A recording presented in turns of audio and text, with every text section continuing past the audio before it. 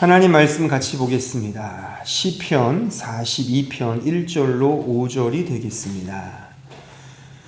우리 다 같이 함께 한 목소리로 말씀을 읽겠습니다. 시작. 하나님이여, 사슴이 시냇물을 찾기에 갈급함같이 내 영혼이 주를 찾기에 갈급하니이다.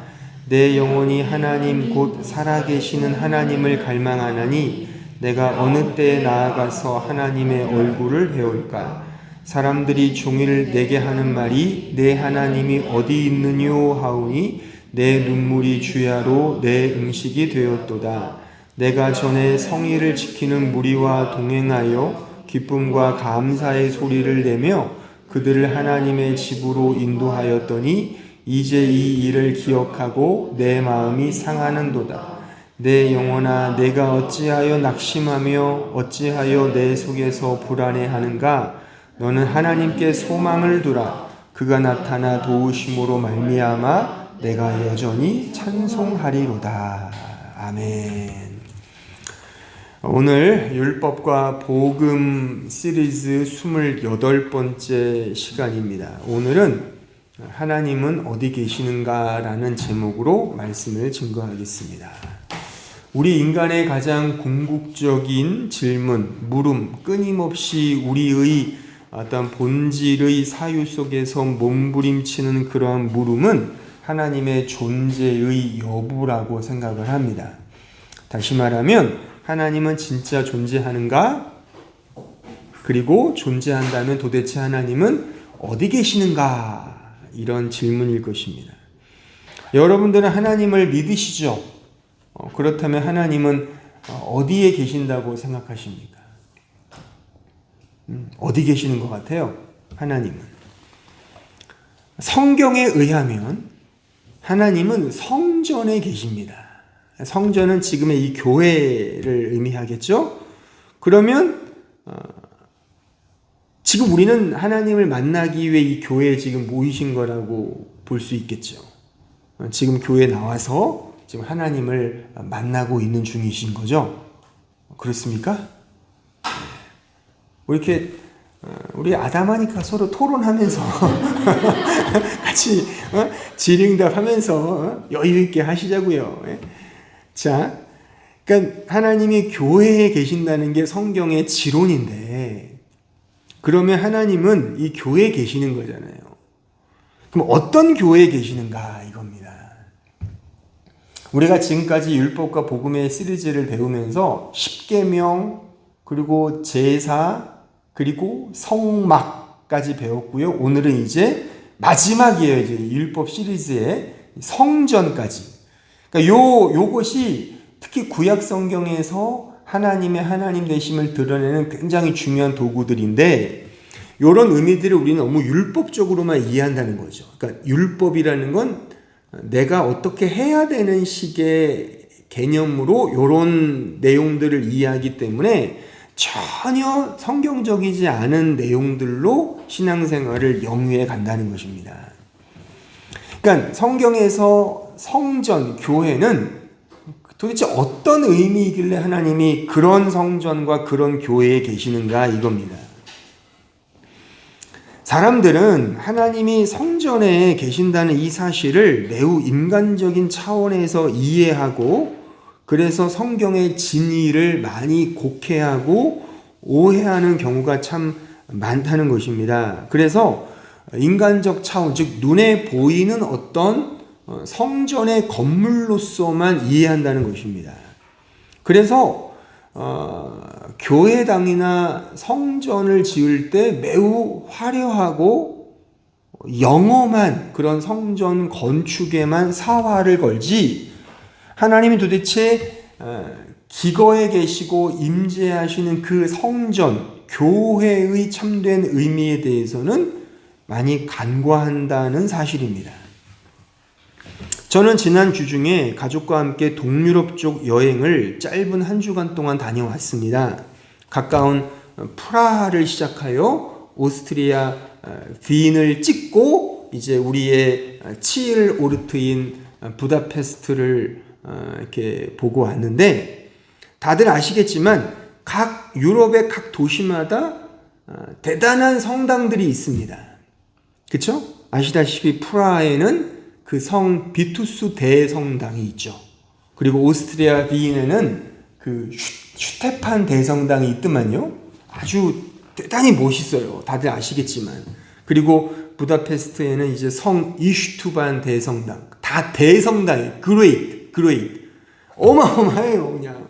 그러니까 이게 소위 동유럽의 그 3대 대성당이라고 그렇게 말하기도 하던데, 그러니까 그냥 화려하고 아름답고 영험한 그냥 성전 안에 앉아만 있어도 그냥 은혜가 그냥 이빠이 드는 뭐 그런 영험한 그런 장소임에 틀림이 없습니다. 그에 비하면 우리 교회는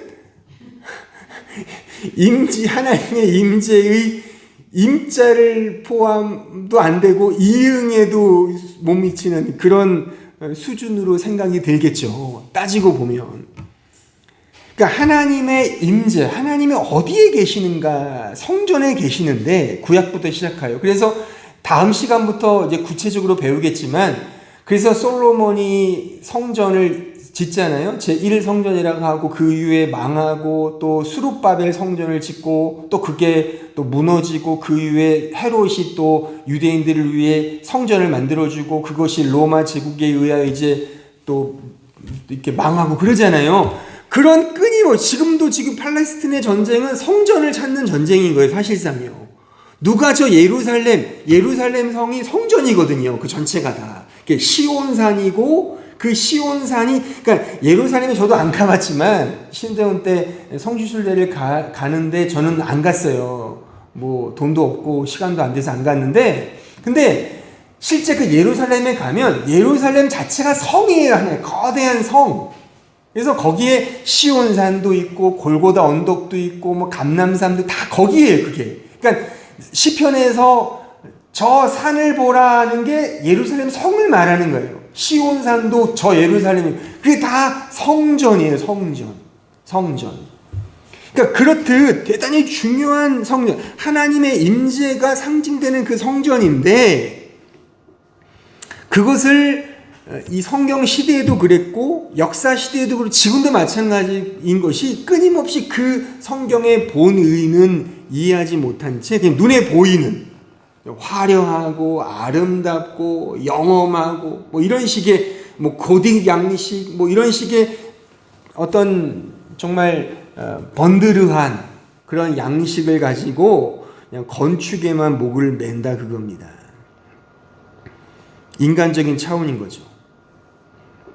이러한 오해와 곡해는 의미론적으로도 이렇게도 설명이 가능해요. 다시 말하면 하나님이 임재하는 곳에 기쁨이 있고 하나님과 만나는 곳에 행복이 있으며 하나님을 느끼는 곳에 평안이 있다라고 생각을 한단 말이에요. 물론 맞는 말이에요. 그리고 건축 양식으로서의 성전의 의미도 성경에서 배제할 수는 없어요. 왜냐하면 하나님께서 친히 아주 디테일하게 이렇게 성전을 지으라고 그 건물 하나하나까지 다 정해주셨거든요. 그러니까 그렇게 아름답게 짓는 건 맞아요. 이 세상의 관점에서 보자면. 하지만 그게 진의가 아니라는 겁니다. 하나님을 만나면 기쁘고 하나님을 경험하면 행복하며 하나님을 느끼면 평안하다. 맞는 말이지만 여기에 중요한 관건은 기쁘다, 평안하다, 행복하다의 그 의미가 뭐냐는 겁니다. 하나님의 성전을 화려하고 아름답게 짓는 것도 맞지만 그 아름다움과 왜 그런 양식으로, 왜 그런 규격으로 만들게 하셨는지가 중요한 의미라는 거예요. 이런 것들을 배제한 채 그냥 인간적 차원에서 그냥 멋지고 화려하게, 혹은 예수 만나면 너무나 행복해, 기뻐, 그런 식의 그냥 워딩으로만 가면, 그럼 이런 말씀은 어떻게 이해가 되는 겁니까? 자, 시편 6편 6절 이하를 볼까요? 내가 탄식함으로 피곤하여 밤마다 눈물로 내 침상을 띄우며 내 요를 적시나이다. 내 눈이 근심으로 말미암아 쇠하며 내 모든 대적으로 말미암아 어두워졌나이다. 자, 이런 말씀, 이게 신자의 고백이거든요. 이거 어떻게 이해를 하실 거예요? 어떻게 신자가 이런 탄식을, 근심 어린 이런 넋두리 아우성을 칠 수 있겠냐는 거예요. 신자인데. 또 이런 말씀은 어떻게 이해가 돼요? 시편 22편 1절 이하를 보세요. 내 하나님이여, 내 하나님이여, 어찌 나를 버리셨나이까? 어찌 나를 멀리하여 돕지 아니하시오며 내 신음소리를 듣지 아니하시나이까? 내 하나님이여, 내가 낮에도 부르짖고 밤에도 잠잠하지 아니하오나 응답하지 아니하십니다. 이 신자의 탄식이거든요. 어떻게 이해를 하실 겁니까? 더 나아가 이런 것까지, 이런 상황까지 처하죠. 자, 시편 53편 1절. 어리석은 자는 그의 마음에 이르기를 하나님이 없다 하도다. 그들은 부패하며 가증한 악을 행하며 선을 행하는 자가 없다. 이건 물론 이 세상에 하나님을 믿지 않는 자들의 그런 하나님을 향한 어떤 그런 비난이며 어떤 자조 섞인 그런 핀잔이기도 하지만 그 사람들을 통해서 가지는 신자의 넋두리인 겁니다. 이것 역시도요. 그러니까 신자의 마음에 내재되어 있는 실존의 아우성이 바로 이런 거예요. 그러니까 우리도 그렇잖아요. 인생이 안 풀리고 어려우면 하나님이 있는 건 맞아? 그런 생각 다 하시잖아요. 그런 거란 말입니다. 네? 그러니까 하나님이 성전에 계시는데 그래서 그 하나님이 나와 함께 있다면 언제나 고난도 없고 행복해야 되는데 왜 이런 상황이 우리의 현실과 실존 속에 있냐 그겁니다. 루마니아 태생인 유대계 미국 작가인 엘리 위젤이라는 작가가 있어요. 이 사람이 1944년 그 악명 높다던 아우슈비츠 강제 수용소에 갇혀 있었던 사람이었어요. 그 후에 그가 그의 기억을 바탕으로 그의 자전적 소설 밤이라는 제목의 소설을 그가 작품으로 냈습니다. 그 후에 그는 노벨 평화상을 받았어요.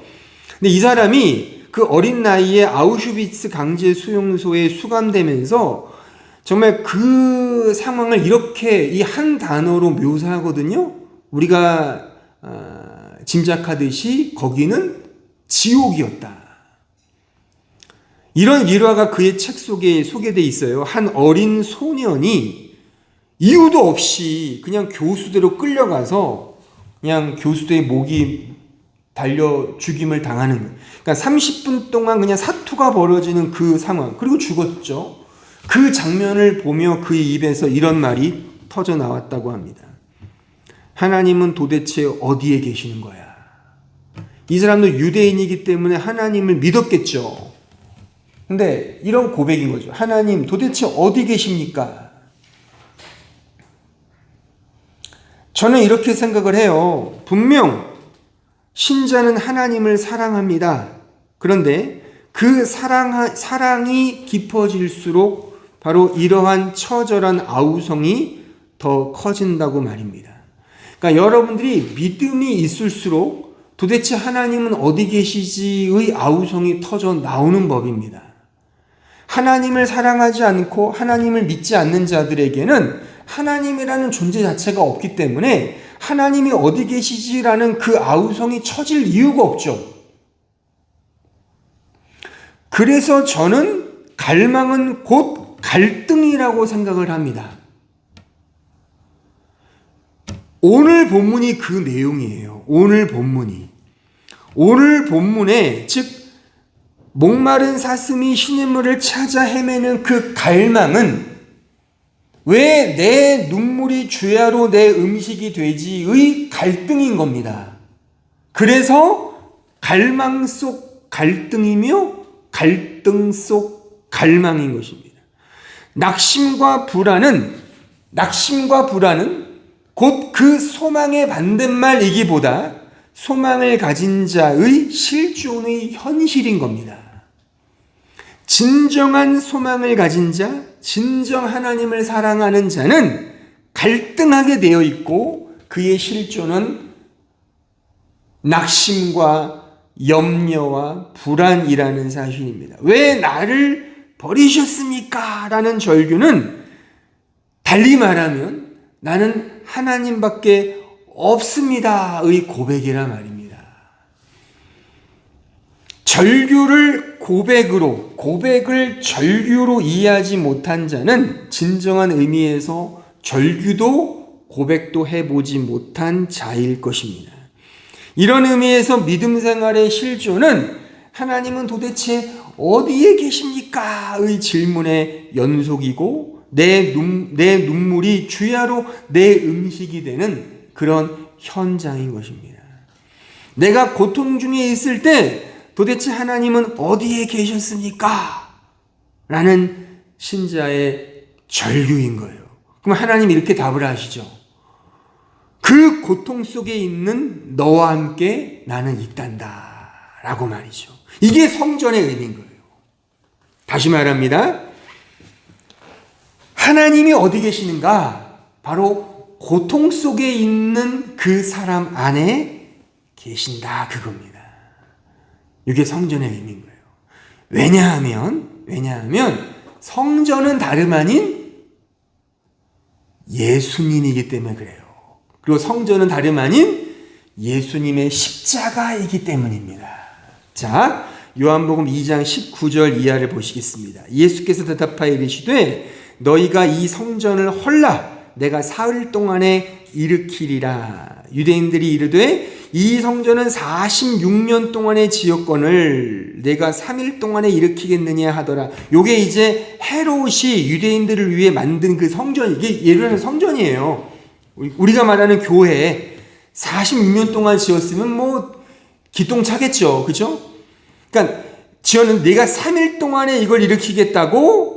그러나 예수는 보세요. 성전된 자기 육체를 가리켜 말씀하신 것이라 죽은 자 가운데서 살아나신 후에야 제자들이 이 말씀하신 것을 기억하고 성경과 예수께서 하신 말씀을 믿었더라. 즉 성전은 예수님의 육체, 그의 십자가를 말하는 거예요. 그럼 우리는 그 예수 안에 있죠? 그 십자가 안에 있죠? 당연히 그 십자가를 함께 지고 있죠? 그러니까 고통 속에 있는 우리 안에 하나님이 계시는 겁니다. 자, 고린도전서 3장 16절 볼까요? 너희가 하나님의 성전인 것과 하나님의 성령이 너희 안에 계시는 것을 알지 못하느냐? 누구든지 하나님의 성전을 더럽히며 하나님의 그 사람을 멸하시리라. 하나님의 성전은 거룩하니 너희도 거룩하니라. 보세요. 너희가 성전이야. 그러니까 요 의미상 문맥의 의미는 뭐냐면 바로 내가 너 안에 있잖아. 그러면 너가 성전인 거야. 예수님이 성전이시고 우리는 그 예수 안에 있는 자이기에 따라서 예수 안에서 우리 역시 성전인 것입니다. 그래서 하나님은 어디 계시느냐? 성전에 계시는데 그 성전이 우리잖아요. 우리 안에 있는. 특별히 십자가의 길을 걷고 있는 그 신자 안에, 고통 속에 있는 십자가 안에 있는 너희 안에 있다 그겁니다. 누가복음 17장 20절 이하를 보세요. 바리새인들이 하나님의 나라가 어디 있느니 어느 때 임하나이까 묻거늘 예수께서 대답하여 이르시되 하나님의 나라는 볼 수 있게 임하는 것이 아니요 또 여기 있다 저기 있다고도 못하리니 하나님의 나라, 이게 성전이에요. 교회는 너희 안에 있느니라. 정확히 말하면 예수 안에 있는 너희 안에, 십자가 안에 있는 너희 안에. 너 지금 어렵고 힘드니? 고통 중에 있니? 바로 그게 내가 너와 함께 있는 증거란다. 그 말씀이라는 거예요. 특히 여기 너희 안에 지금 읽은 누가서 17장이 너희 안에를 감싸고 있는 문맥의 의미를 보면 지금 제가 말하는 게 분명해지거든요. 요 읽은 17장 20절 앞에 어떤 내용이 있냐면 10명의 나병 환자, 문둥병 환자 이야기가 나와요. 그리고 그 이후 21절 이하에 보면 인자의 날, 즉 노아의 때에 대한 이야기가 등장하거든요. 자, 그 한 토막씩 제가 인용해 봤어요. 자, 누가복음 17장 11절로 14절 보세요. 예수께서 예루살렘으로 가실 때에 사마리아와 갈릴리 사이로 지나가시다가 한 마을에 들어가시니 나병 환자, 문둥병이죠. 고칠 수 없는 병이에요. 썩어 문드러지는 병. 10명이 예수를 만나 멀리 서서 소리를 높여 이르되 예수 선생님이여 우리를 불쌍히 여기소서 하거늘 보시고 이르시되 가서 제사장들에게 너희 몸을 보이라 하셨더니 그들이 가다가 깨끗함을 받은지라. 요 이야기예요. 요 아까 읽었던 누가 17장 20절 그 너희 안에 있느니라 그 앞에 요 이야기 문둥병 고치는 사건. 그리고 요 이하에 어떤 내용이 있는가? 누가 17장 22절 이하를 보시면 또 제자들에게 이르시되 때가 이르리니 너희가 인자의 날 하루를 보고자 하되 보지 못하리라. 사람이 너에게 말하되 보라 저기 있다 보라 여기 있다 하리라. 그러나 너희는 가지도 말고 따르지도 말라. 번개가 하늘 아래 이쪽에서 번쩍이어 하늘 이 아래 저쪽으로 비침같이 인자도 자기 날에 그러하리라. 그러나 그가 먼저 많은 고난을 받으며 이 세대에게 버림받아야 할지니라. 고난을 말하고 있어요. 예수님의 십자가 고난, 그러니까 너희 안에 이 고난이 있다는 거죠.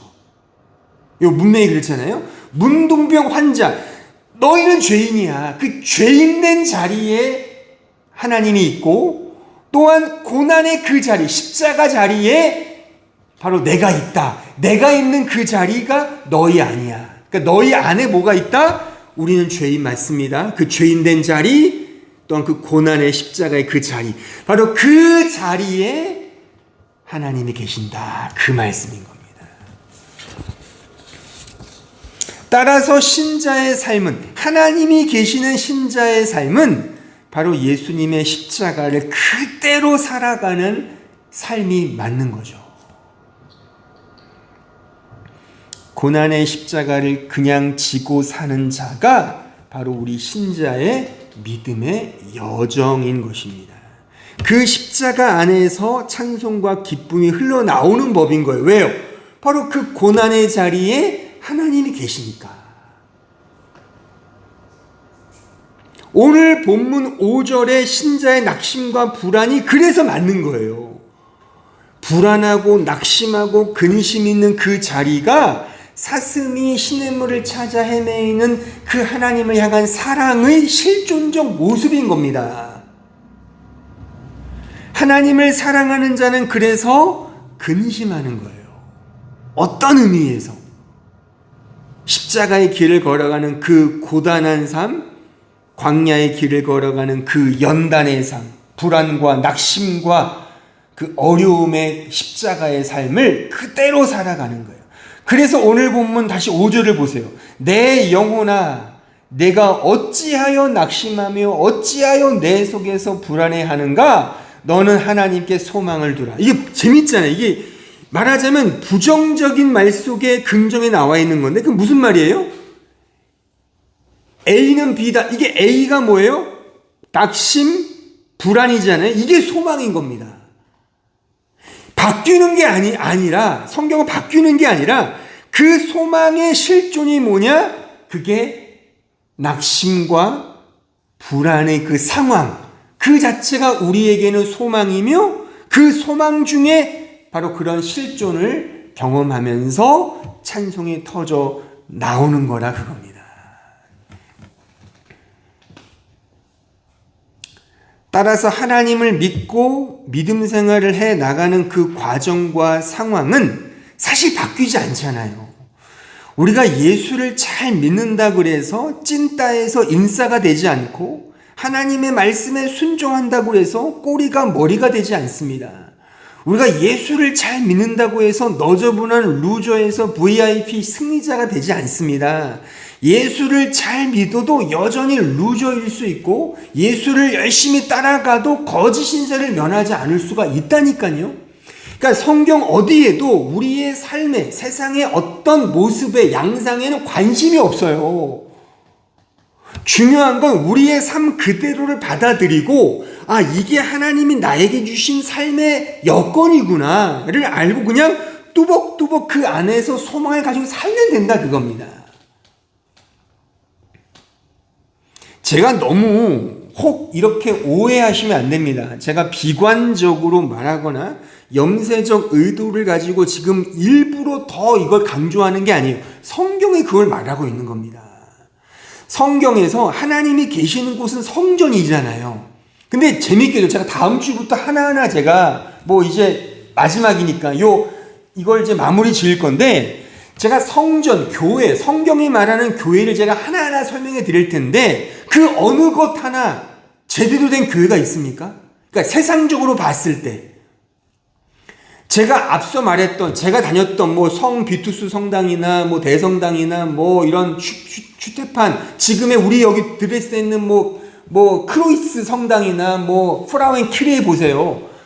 거기 화려하지만 거기서 제대로 된 복음적 예배나 그런 어떤 정상적인 목양의 교회가 이루어지고 있습니까? 그런 교회당이요 지금?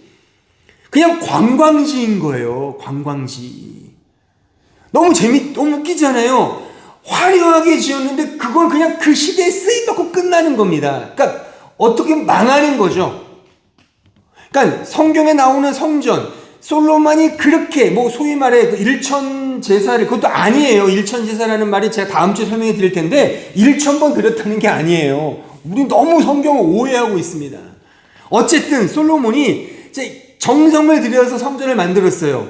근데 그 성전이 이방인들에 의해요 무너집니다. 어떻게 하나님이 계신 성전이 무너질 수가 있습니까? 하나님은 그렇게 한다니까요. 무너뜨린다니까요.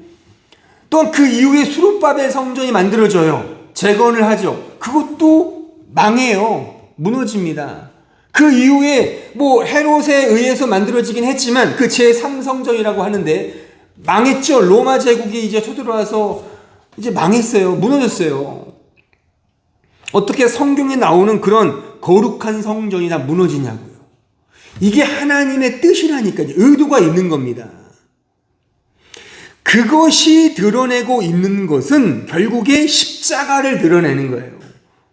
우리의 삶이 십자가로 어거된다는 사실을 보여주는 하나의 도구라는 겁니다. 그러니까 그 성전의 건물에 매이면 그게 율법이고 그것을 통해 우리는 이렇게 그냥 살다가 결국에 죽음이라는 것을 통하여 이 세상에 아무런 낙이 없고 오직 하늘에만 소망이 있구나를 알고 가는 거구나로 알면 그 성전이 복음이다 이겁니다. 제가 지금까지 28번 설교하면서 지금 그 길 쭉 해왔잖아요. 그러니까 십계명도 제가 그렇게 얘기했죠. 십계명을 인간적 입장에서 지키면 율법이 되는 거예요. 지키는 게 아닙니다. 지키는 게 아니라 그 십계명을 통해서 예수밖에 없구나. 여기로 가면 복음이고 또한 제사를 지낼 때도 마찬가지였죠. 제사를 내 힘으로 열심히 지키면 율법이고 망하는 겁니다. 그 제사를 통해 우리를 위해서 희생 제물 되신 예수님이 정답이구나로 가면 정답이라 그겁니다.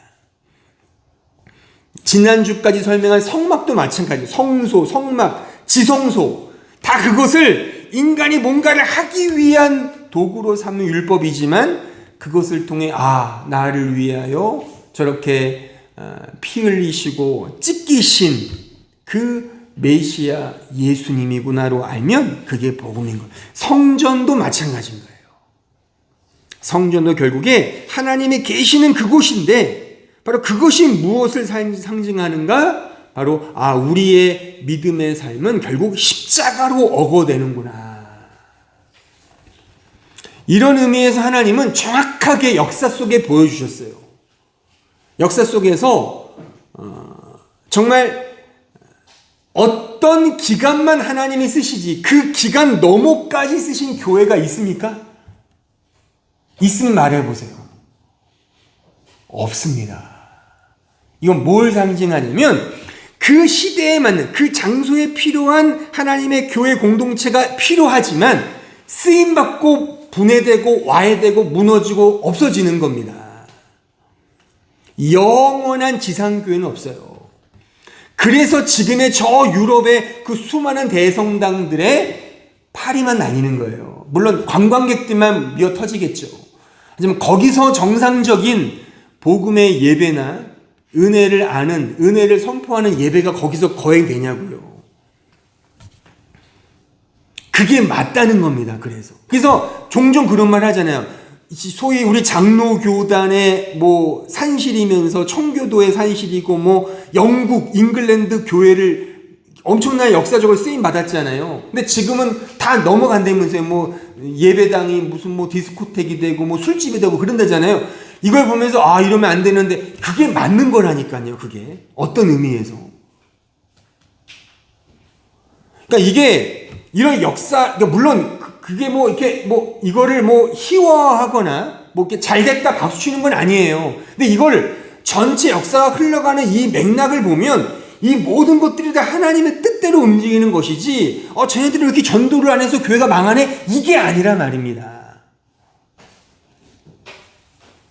이런 맥락에서 하나님이 계시는 임재하는 그곳은 바로 십자가로 끌려가는 고난과 역경과 불안과 낙심의 그 현장이라고 하는 사실입니다. 그리고 우리의 인생도 교회니까 그대로 연출될 겁니다. 그래서 우리는 확실하게 결국에 그 누구도 부인하지 못하는 죽음이라는 걸 맞이하잖아요. 우리 신자여도 맞죠. 그죠? 다 죽지 않습니까? 그 모두가 다 부정적으로 싫어하는 그 죽음을 모든 인간들이 겪지 않습니까? 이걸 통해도 분명하죠. 만약에 우리 신자는 죽음을 보지 않고 그냥 이렇게 뭐 구름 타고 올라간다든가 뭐 이러면은 지금 이러한 설교나 이런 성경의 가르침이 이게 바뀌겠죠. 정말 그냥 휴거되는 거야. 올라가는 거야. 근데 그런 사람 없어요. 다 죽음을 맞이하여 경험하고 간단 말입니다. 결국 우리는 나약한 한 줌의 흙으로 돌아가죠. 이걸 통해서 십자가가 맞구나. 이걸 배우는 겁니다. 강력한 권력으로 하늘의 천자로 불렸던 역사적 진시 황제나 뭐 알렉산더 대왕이나 뭐 나폴레옹이나 징기스칸 다 죽음을 피하지 못했죠. 역사상 가장 똑똑했다던 다빈치, 미켈란젤로, 뉴턴, 아인슈타인 다 죽음의 늪을 지나치지 못했습니다. 현대의 이 스마트한 세상의 문호를 연 애플의 스티븐 잡스, 우리나라 삼성의 이건희 회장도 무덤이 있습니다. 모두가 죽음을 피하지 못합니다. 바로 죽음은 고난과 고통을 상징하죠. 우리 신자가 가야 될 그 길이 바로 이 길인 거예요. 근데 역설적이게도 바로 거기에 하나님이 계신다. 그게 성전이다. 라고 성경이 말씀하고 있다는 사실입니다. 그래서 우리 신자의 현실, 교회의 현실, 또한 신자의 인생은 그래서 십자가의 길이 맞는 겁니다. 오늘 설교의 결론입니다. 그러므로 지금 힘드십니까? 잘 살고 있는 겁니다.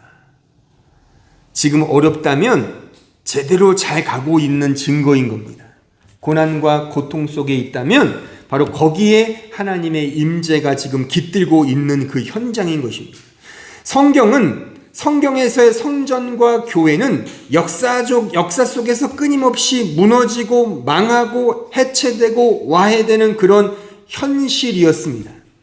하나같이 다 그렇게 끌려갔습니다. 근데 그 끌려감으로써 유일한 교회와 신자만이 이런 고백을 던지는 겁니다. 역시 나는 쇠하고 예수만 흥하는구나. 요 영성으로 끌려가는 거예요. 이 끌려가는 현장이 그래서 신자 속에 그대로 적용되는 겁니다.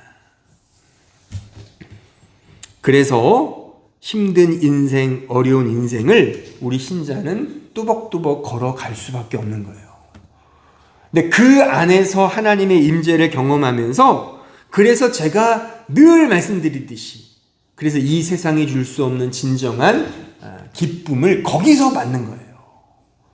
이 세상이 똑같이 주는 건 달달한 어떤 그런 축복이 아니라, 이 세상에는 진짜 없는, 정말 그 은혜의 진맛, 그 기쁨의 진맛, 그 행복의 진맛을 이 고난 속 십자가 안에서만 경험하는 겁니다. 각자가 그래서 인생살이가 힘든 거예요. 물론 이 가운데 나는 좋은데요. 그러면 감사한 거죠. 그것도요. 하지만 꼭 그렇지만은 않잖아요.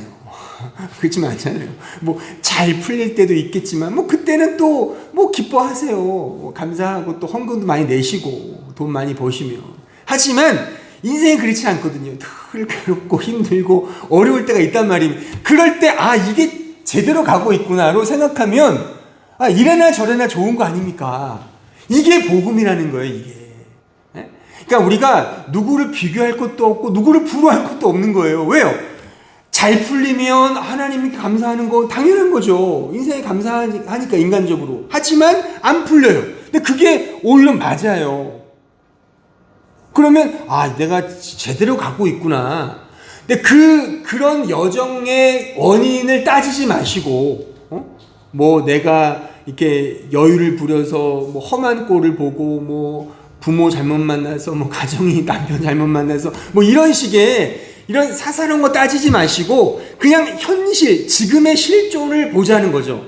인생이 안 풀리고 어렵다면 그 안에서 이 말씀을 붙들고 십자가의 길이구나로 생각하면 거기서 소망을 가지고 믿음으로 가면 나쁘지 않잖아요. 그렇지 않습니까? 그러니까 이것만큼 사실 만사형통하는 축복의 메시지가 없습니다. 저는 그래요. 우리가 어떤 상황이든 상관이 없는 겁니다. 하나님이 나와 함께 하시니까. 이게 기독교의 축복인 겁니다. 내가 잘해야 축복받고 못하면 벌받는 게 아니에요. 그런 거 없습니다. 그런 거 없습니다. 제가 보증해 드릴게요. 그런 거 없어요. 누가 뭐라 해도 하나님은 우리가 죄인이기 때문에 사랑하는, 아까 읽었잖아요. 너희 안에 있다의 그 앞뒤를 싸고 있는 게 뭐라 그랬어요? 나병 환자, 아무런 소망 없는 그게 우리라니까요. 아무런 소망 없는, 또한 그 고난받는 그 인자, 노아 때를 생각해 보세요. 방주 짓는 그 사건, 아무도 죄악이 막 팽창했던 그 시대, 그때 그게 우리라는 거죠. 우리 그 안에 그때 하나님의 임재와 은혜의 손길이 펼쳐진다는 겁니다. 따라서 우리가 오히려 죄인으로 폭로될 때 그게 더 큰 은혜인 것이고, 내가 더 많은 죄를 지을 때 말하자면 그 안에서 하나님의 은혜로 갈 수 있는 더 놀라운 지름길이 있다는 사실입니다. 그래서 여러분들이 어떠한 삶을 살든 상관이 없다는 거예요. 그냥 그 삶 속에서 당당히 하나님께 나아가면서 이거 배우시면 돼요. 나는 쇠하고 예수만 흥하구나. 이렇게 나를 이끌고 가시는구나로 생각하면 정확합니다. 따라서 부디 하나님이 이렇게 이끄시는 대로 그냥 참고 인내하며 뚜벅뚜벅 믿음으로 순종하며 살아가면 되는 거예요. 이러한 믿음의 길을 걸어가는 우리 모든 성도들이 되었으면 좋겠습니다. 기도하겠습니다. 하나님 아버지, 감사합니다. 오늘 저희들 이제 율법과 복음 시리즈 마지막 주제인 이 성전에 와 있습니다. 하나님, 성경에 기록된 모든 성전은 다 망했습니다. 다 무너졌습니다. 근데 그것에 놀라운 비밀이 있음을 오늘 확인했습니다. 하나님, 우리도 당연히 무너져야 하고 망해야 하고 와해되는, 그 삭제되는 자기 부인의 길을 걸어가는 것이 참된 믿음의 길임을 오늘 확인했습니다. 그 삶 속에, 그 인생 속에 바로 하나님이 계신다는 사실을 확인했습니다. 그러기에 우리 인생을 돌이켜 볼 때 세상적으로 정말 뭔가를 더 추구하는 그런 목적이 아닌 우리 십자가의 길을 걸어가면서 담담히 주어진 삶의 그 분초 속에서 하루하루 치열하게 살아가면서 그 안에서 나를 만나시고 나에게 은혜를 베푸시는 그 하나님의 놀라운 사랑과 은혜를 풍성히 누리는, 그래서 그 사랑 안에서 진정한 자유와 평강과 행복을 맛보는 우리 모든 성도들 되게 하여 주옵소서. 한 주간도 이 복음 말씀 붙들고 우리의 주어진 삶을 넉넉히 승리하며 살아내는 주의 종들 다 되게 하여 주옵소서. 예수님의 이름으로 기도하옵나이다. 아멘.